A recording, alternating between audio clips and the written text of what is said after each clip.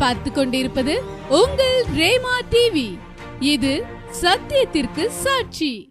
ஆண்டவரும் அருமை இரட்சகருமான இயேசு கிறிஸ்துவின் நாமத்தினாலே உங்கள் யாவருக்கும் என்னுடைய அன்பின் வாழ்த்துக்கள். பிரியமானவர்களே, இந்த நாளிலே ஆண்டவருடைய வார்த்தைகளை நாம் எடுத்து தியானிப்பதற்கு ஆண்டவனுடைய உள்ளத்திலே உணர்த்தின ஒரு வார்த்தை எபேசியருக்கு எழுதின நிருபம் 5ஆம் அதிகாரம் 10வது வசனம்.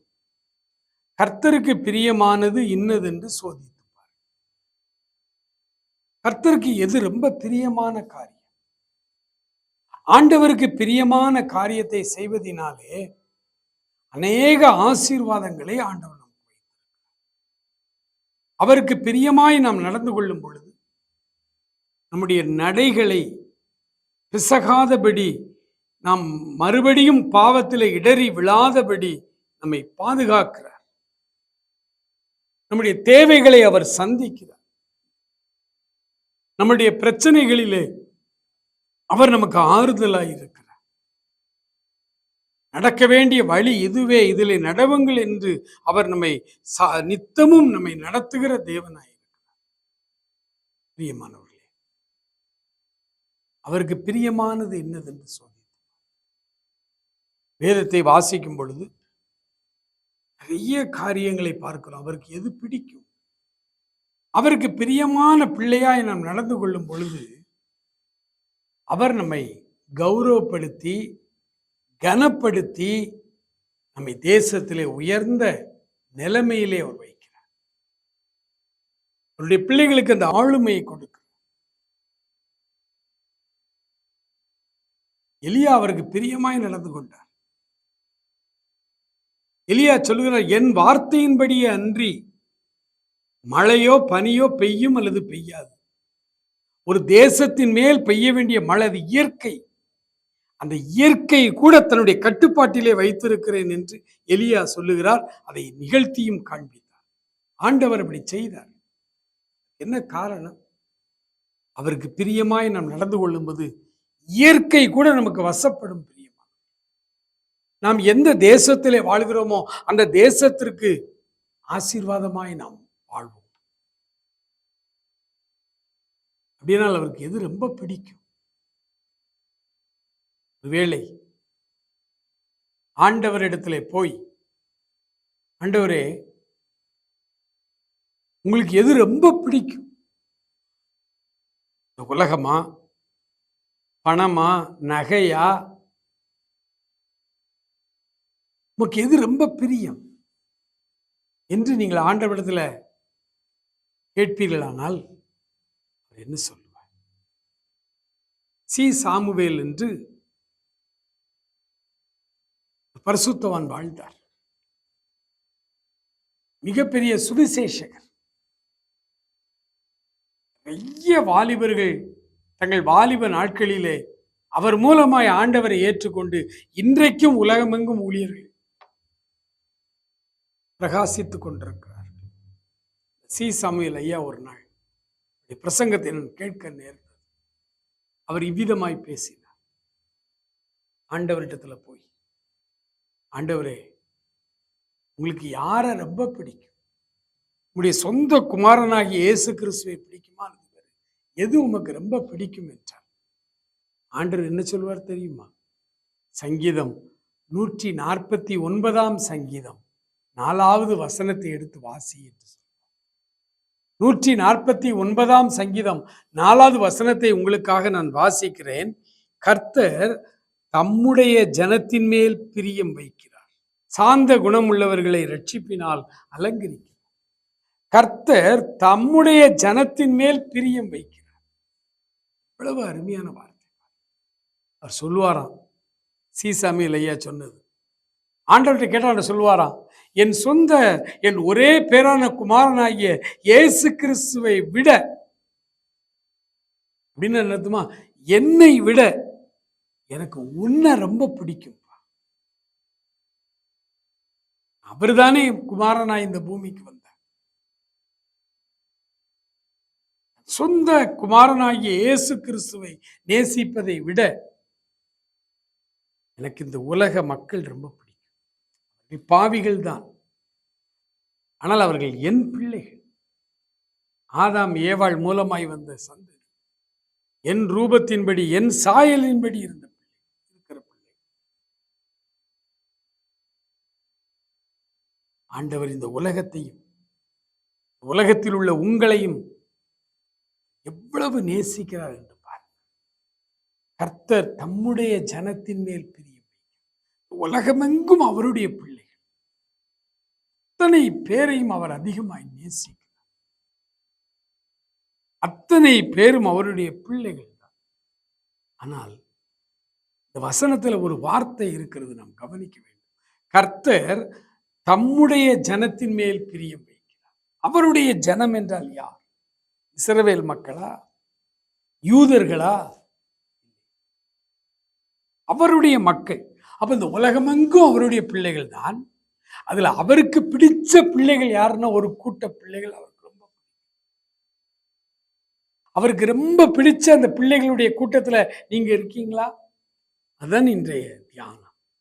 அப்ப அவருடைய சொந்த ஜனம், அவர் தம்முடைய ஜனத்தின் மேல் பிரியம் வைக்கிறார் என்றால் அவருடைய சொந்த பிள்ளைகள் யார்? உலகமெல்லாம் அவருடைய பிள்ளைகள் தான். யாரை அவருக்கு ரொம்ப பிடிக்கும்னா அவர் சொல் பேச்சு கேட்டு நடக்கிற பிள்ளைகளை தான் அவருக்கு ரொம்ப பிடிக்கும். தகப்பன் இருக்கிறார், 2 பிள்ளைகள் அல்லது 4 பிள்ளைகள் அல்லது அந்த காலம் மாதிரி 10 பிள்ளைகள் இருக்கிறார்கள். அந்த தகப்பனுக்கு அத்தனை பிள்ளைகளுமே அவருடைய பிள்ளைகள் தான். ஆனா அந்த அவருடைய பிள்ளைகள்ல ஒரு பிள்ளை அவருக்கு ரொம்ப பிடிக்கும். அந்த ஒரு பிள்ளைக்கு கொஞ்சம் ஸ்பெஷலா எல்லாம் பண்ணுவார். பைபிள்ல இருந்து சொல்றாரு யாக்கோபு. யாக்கோபுக்கு 12 ஆண் மக்கள். நிறைய பிள்ளைகள் நமக்கு பெயர் சொல்லப்பட்டிருக்கிறது, 12 ஆண் மக்கள். இந்த 12 பிள்ளைகளும் அவருடைய யாக்கோபுடைய புத்திரர்கள், அவர் பெற்ற பிள்ளைகள். ஆனால் அதுல யோசேப்பை தான் அவருக்கு ரொம்ப பிடிக்கும். ஏன்னா என்ன சொன்னாலும் கேட்பார். அங்க போ, சரிப்பா. ஆபத்தான ஒரு பகுதி, அங்க போயா, சரிப்பா. ஒரு நாளும் அப்பா பேச்ச தட்டவே மாட்டேன். இன்னைக்குமே ஒரு அப்பா அம்மாவுக்கு யாரை ரொம்ப பிடிக்கும்னா சொல் பேச்சு கேட்கிற பிள்ளைகளை ரொம்ப பிடிக்கும். அவங்க யாரா இருந்தாலும் அவங்கள பிடிக்கும். சொன்னவள் அதே மாதிரி தான் ஆசிரியர்கள். பள்ளிக்கூடத்தில் பாருங்க, சில மாணவர்களை ஆசிரியர்கள் ரொம்ப நேசிப்பாங்க. ஆசிரியர்களுக்கு அந்த வகுப்பில் உள்ள 40 பேர் அவர் பிள்ளைகள் தான். அவ்வளோ பேரையும் கண்டிப்பாரு, ஹோம்ஒர்க் எழுதட்டா அடிப்பாரு. அந்த ஆசிரியர் அத்தனை பிள்ளைகளுமே தன்னுடைய சொந்த பிள்ளையாக தான் பார்ப்பார். ஆனால் அதில் அவருக்கு ரொம்ப பிடிச்சமான பிள்ளை யாருன்னா ஆசிரியர் சொல் பேச்சு கேட்டு ஒபீடியண்டாய் நடந்து கொள்ளுகிறவர். அதே போலத்தான் உலகமெங்கும் அவருடைய பிள்ளை. அவர் தம்முடைய ஜனத்தின் மேல் பிரியம் வைக்கிறார். அவருடைய ஜனம் யார்? அதற்கு என்ன இலக்கணம் படிக்கலாமா? 1 பேதுருவின் புத்தகம் 2ஆம் அதிகாரம் 9வது வசனத்தை படிப்போம். நீங்களோ உங்களை அந்தகாரத்தினின்று தம்முடைய ஆச்சரியமான ஒளியினிடத்திற்கு வரவழைத்தவருடைய புண்ணியங்களை அறிவிக்கும்படி தெரிந்து கொள்ளப்பட்ட சந்ததியாய், ராஜரீகமான ஆசாரிய கூட்டமாய், பரிசுத்த ஜாதியாயும், அவருக்கு சொந்த ஜனமாயும் இருக்கிறீர்கள். அவருடைய சொந்த ஜனம் யார்?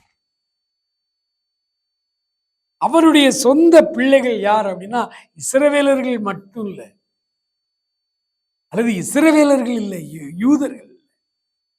அது மாம்சமத்தில் அவர் அங்க வந்து பிறந்தார். அதுக்காக அது ரொம்ப விசேஷம்லாம் கிடையாது. உலகமெங்கும் இருக்கிற மக்கள் அவருடைய பிள்ளைகள், அவர் உருவாக்கின பிள்ளை. அதுல அவருக்கு சொந்த ஜனம் என்று யாரை சொல்ற, அதுக்கு என்ன இலக்கணம் வச்சிருக்காருன்னா ஆண்டவருடைய அன்பை, ஆண்டவருடைய புண்ணியங்களை, ஆண்டவருடைய நன்மைகளை அறியாதவர்களுக்கு எடுத்து சொல்றாங்க பாருங்க, அவங்க தான் அவருடைய சொந்த ஜனம். இப்ப தெரியுதா ஏன் இந்த கிறிஸ்தவர்கள் எல்லாம் தெரு தெருவான்னு பிரசங்கம் பண்றாங்க? பல இடங்கள்ல, பல கிராமங்கள்ல, தமிழ்நாட்டில் இப்போ கிறிஸ்தவர்களை தெருவில் பிரசங்கம் பண்ண விட மாட்டேங்காங்க, அடிக்கிறாங்க. சில சபைகளை ஆராதனை நடத்த விட மாட்டேங்கிறாங்க, அதை வந்து இடைஞ்சல் பண்றாங்க.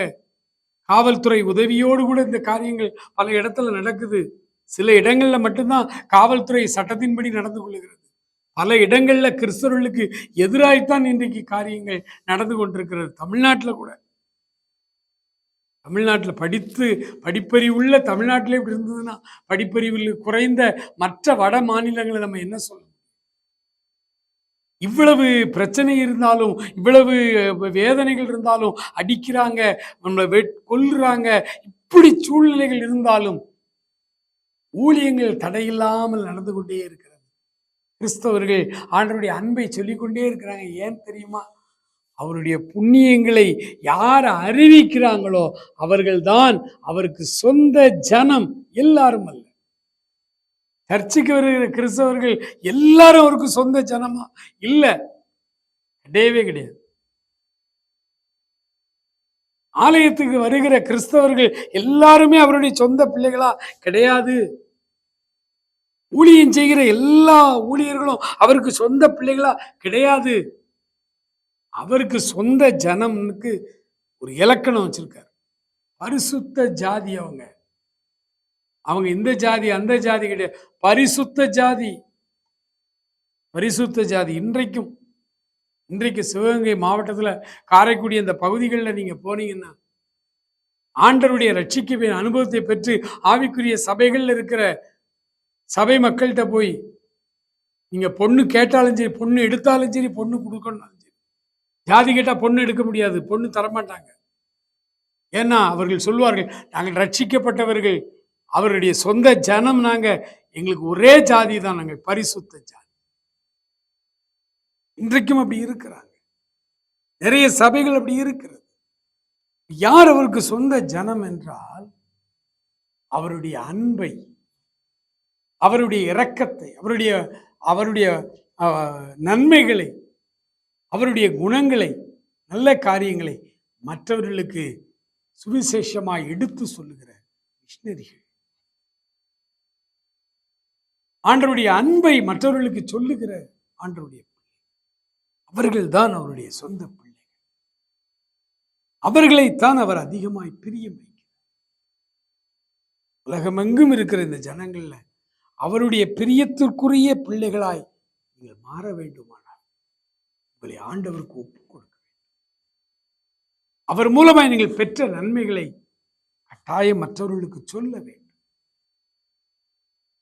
ஒப்புக் கொடுப்போமா?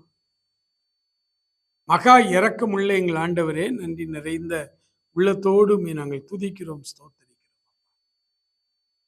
உடைய கிருபைக்காய் நன்றி செலுத்துகிறோம். ஆண்டவருடைய சொந்த பிள்ளைகளாய் எங்களை மாற்றும். கர்த்தர் தம்முடைய ஜனத்தின் மேல் பிரியம் வைத்திருக்கிறார். பிரியத்திற்குரிய பிள்ளைகளாய் எங்களை மாற்றும். உடைய சொந்த ஜனமாய் எங்களை மாற்றும். பரிசுத்த ஜாதியா எங்களை மாற்றும். ராஜரீகமான ஆசாரிய கூட்டமாய் எங்களை மாற்றும். புண்ணியங்களை அறிவிக்கிற எங்களை ஒப்புக் கொடுக்கிறோம். ஆசீர்வாதம் இயேசுவின் நாமத்தில் ஜெபிக்கிறோம் பிதா. ஆமென், ஆமென்.